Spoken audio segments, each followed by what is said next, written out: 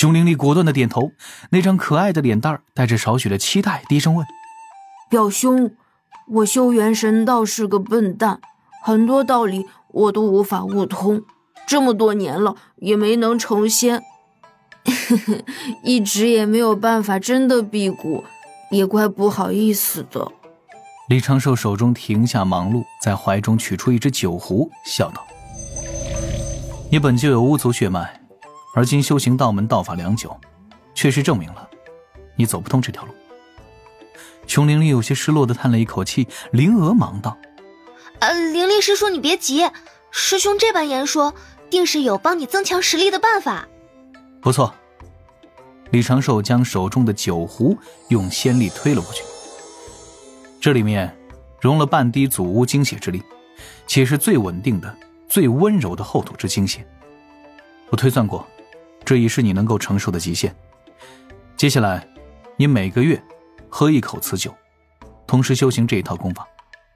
言说之中，李长寿的袖中取出了2只画轴，在熊灵力面前凭空铺开。为了方便你感悟，我将体内法力的运转路径、各种修行诀窍做成了图画，你可能看得懂。熊灵力重重的点头，眼中满是兴奋。于是又数十年后，距离道祖定下6圣父子霄宫商议封神之事的日子也不过3年4个月。李长寿最近几十年一直在山中安稳修行，这让灵娥心底颇为喜悦。这日，李长寿结束了8、9玄功的钻研阶段，正式出关，在湖边寻到了刚刚结束悟道的灵娥，叮嘱灵娥不要外出，他有要事要出门一趟。灵娥嘴角轻轻抽搐，嘀咕几句：师兄，你现在该担心的不是我外出，而是有人来咱们小琼峰。你说的也不错。李长寿轻轻叹了一口气，看向湖边那座不知何时又多出来的山峰。感受到李长寿的目光，那座数百丈高的山峰缓缓地扭动，露出了一张巨大无比的可爱面容。熊灵力正蹲坐在地上的他，将数百丈长无比粗壮的手臂举了起来，对着李长寿微微摇晃，如闷雷一般的嘘声呼喊在湖边炸响，在水面带起了层层波浪。表兄，你出关了！灵娥禁不住一手扶额，李长寿的心底各种庆幸。还好祖屋精血的作用之下，这个家伙已经不用进食了，要不然小琼峰前几年就得破产了。李长寿高声问：最近感觉怎么样？我变强了，也变壮了。熊灵力满脸的开心，很细节的传声道：您不是说让我去天庭做个守门的居力神吗？咱啥时候去啊？只等你修成变化法。李长寿的双手揣在袖中，欣赏着熊灵力这雄壮伟岸的身形，一阵赞叹。又是一员猛将啊！灵力现在实力比灵珠子和敖也要强许多了吧？祖屋本源精血，外加巫人血脉，再有我一直给熊灵力灌的那些丹药积累，一个依靠肉身就能够拍遍金仙的斗法高手，就这般被催发了出来，真吃出来的强者呀！现在的难点就在于让熊灵力学会控制变化身形大小，要达到大可扛山越北海，小可掌中飞燕舞，那才算熊灵力毕业。然后给他配上一对宣花斧，一对大铜锤，搞一个天庭神位，守门绝对是一把好手。东海之东，天涯海角，飘去冬天之外的一朵白云上，李长寿如此想着，嘴角一直挂着淡定的笑意。当然，此时在活动的是他的一具指导人，化作了老妪的身形，本体藏在老妪手中蛇手杖中。距离紫霄宫商议封神之事也没几年光阴，若是修行进入了状态，一个晃神，说不定老师就一个来子砸过来了，是有轻重之分。虽然八九玄功的修行过程十分的爽利，每天感悟接连不断，肉身不断变强，也会产生一种虚假的安全感，但到了这个时刻，李长寿就必须为紫霄宫之事做些准备，顺便和阐教2位真人合谋做一点小安排。出得东海，直往原本选好的大千世界赶去。为了这一次行动，他此前在修行之中策划安排了12年。此时外出，自是将离地验光旗请来，留在了灵娥身侧护着。他爷和乾坤尺半身，普通情形自保，也算是有9成8的把握。虚空行云渡万里，转眼已过300界。李长寿的身形没入了一处大千世界中，熟门熟路地找到了一处荒山，遁入地下。先时扫过各处，能见这一片大千世界十分的祥和，各处是以凡人生存之地，都有村落城镇，凡人耕作采集打猎捕鱼，生活安康富足。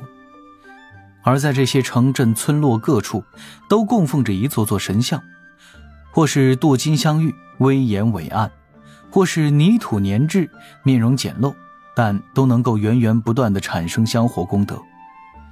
一座仙宫隐于天穹，香火功德尽皆朝着其内汇聚而去。不错，这里就是一处西方教的香火神国。在屡次被李长寿针对，拿西方教将人族当功德牲畜之事攻击，西方教自是做出了调整，放缓收割香火功德，将各处掌控的大千世界打造成人间乐土。李长寿对此倒是颇感欣慰，虽不能说这是什么功劳，但确实是改善了无数凡人的生活环境，让西方教在明面上不敢肆无忌惮地剥削3000世界中的凡人。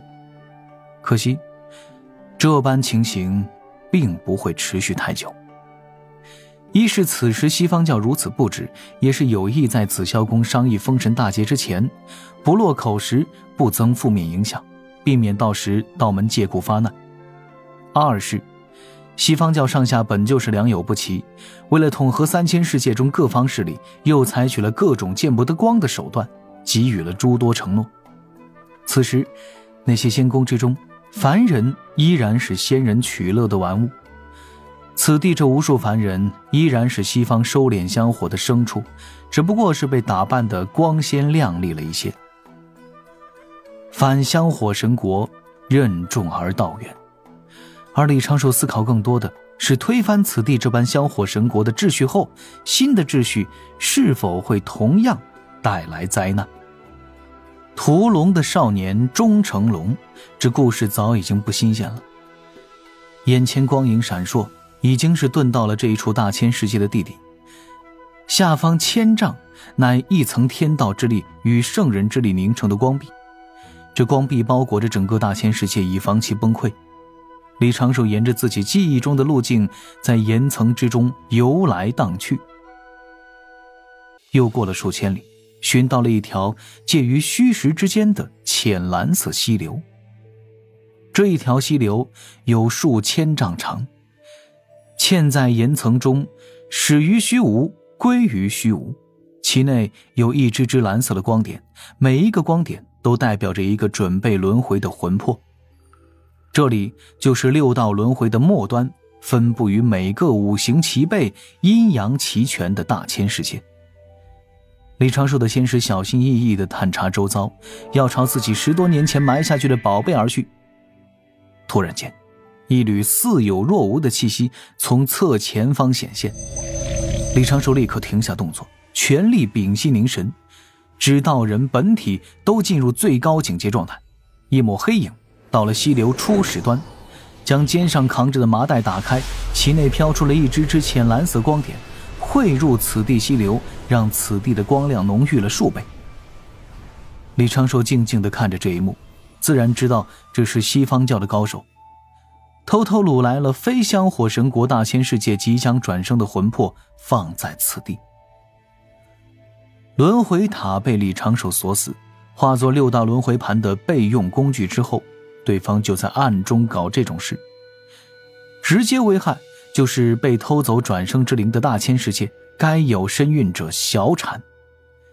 而此地大千世界之中，夫妇得子无比简单，对方敢这么做，就是因为此地偏僻，天道之力稀薄，6道轮回盘对此地感应微弱。不多时，那名高手悄悄离开了，李长寿没有妄动，防备对方杀一个回马枪，在那儿静静地等了3个日夜。终于他悄悄地摸去了这溪流的岸边，摸出了2颗超品流影球，将其收入袖中，细细查看，身形迅速远遁。连续走了7个大千世界，都是做了同样之事，回收了14颗后天灵宝级的流影球，能在紫霄宫议事时用上的西方教的第6宗罪，就这般有了实锤。到时若西方教不出声还好，若是某位圣人老爷当着道祖还不要面皮，那李长寿就拜托玉帝陛下，让他们求锤得锤。自己露面是绝对不可能露面的，李长寿对自己的定位十分的清晰，他就是在天庭打打工，给道门跑跑腿。紫霄宫这种大场面能够参与已经是先生荣耀，哪儿轮得着他说话呀？当然了，稳妥起见，还是要防一手有道运在心底凝成一个讲字，或者是凝成替为师讲。忙完正事，李长寿仔细地思考一阵，就施展遁法，朝着一处仙盟势力范围内的大千世界而去。经过几十年的发展，仙盟也算是蒸蒸日上，成为了3000世界中的第2大仙道势力。第1大势力自然就是香火神国，每隔3-5年，仙盟都会组织一场对香火神国的攻势，也顺利解救了4座大千世界的凡人，并按李长寿定下的模板，仙凡暂且分离，推广天庭神位香火。但是随着越来越多的仙道势力加入仙盟，仙盟也变得鱼龙混杂，其内争权夺利之事也逐渐多了，让李长寿颇感遗憾。是挺遗憾的。仙盟若是做得好，未尝不能成为天庭在3000世界中的代理者之一。但人之私欲无限，仙人之私欲亦然，甚至比凡人还要膨胀。仙盟内部腐朽的速度也着实是太快了一些。还是专注发展一下凌天殿吧。说起凌天殿，李长寿就对白泽泛起了些微钦佩。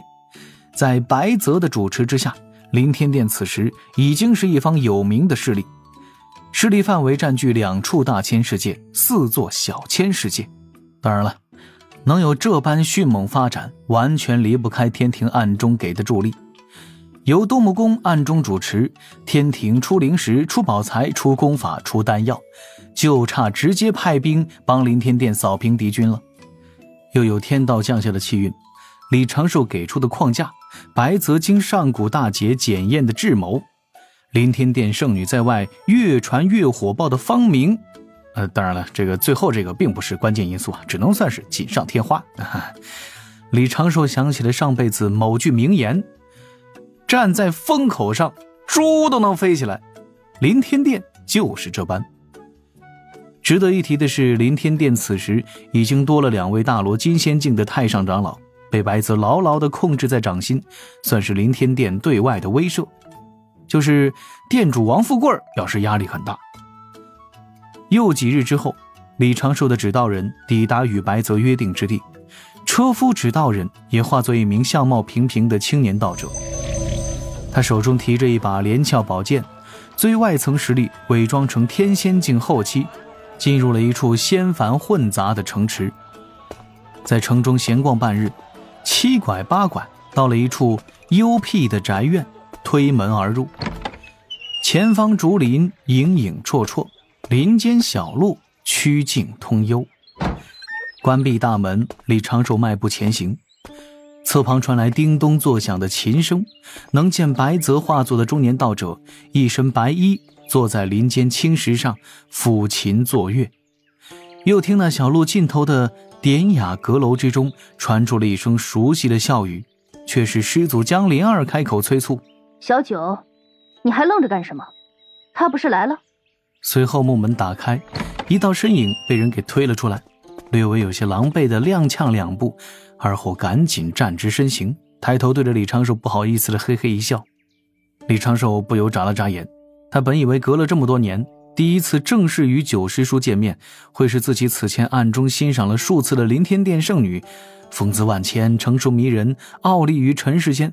但是此刻出现在眼前的，还是那个身着着麻衣短纱短裙，脚下踢踏着草鞋，看到自己就有点心虚，觉得亏欠了几百年酒钱的小师叔。与过往不同的是，他额头点着的花钿颇为鲜艳，原本的中短发也化作了长发，盘起了精致的云鬓。屋内江灵儿又催促一句：说话呀你！九九背着双手，麻衣短衫承受着他本不该承受的压力，小声地嘀咕一句：好久不见。师叔怎么与我变得生分了？李长寿轻笑一声，收起纸刀刃，现出本体，在袖中摸出一壶灵丹，随手扔过去。九九眼前一亮，身形一跃而起，抓住玉壶在鼻尖闻了闻，瞬间双眼放光。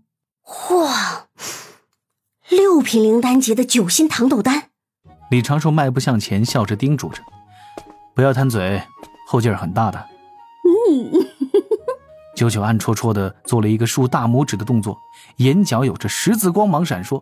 李长寿笑眯了眼，看向侧旁林中，白泽仰头长叹，看九九的目光有些恨其不争，将长琴放于青石上，对着李长寿做了一个道揖：白泽拜见星君大人。白先生多礼了，不是说了吗？继续喊水神比较顺耳。是，水神大人。阁楼中，江灵儿、忘情上人九一一齐步而出。江灵儿咬着牙扑到九九身上，抓着九九的脖子大力摇晃。关键时刻就掉链子，这些年白准备了啊！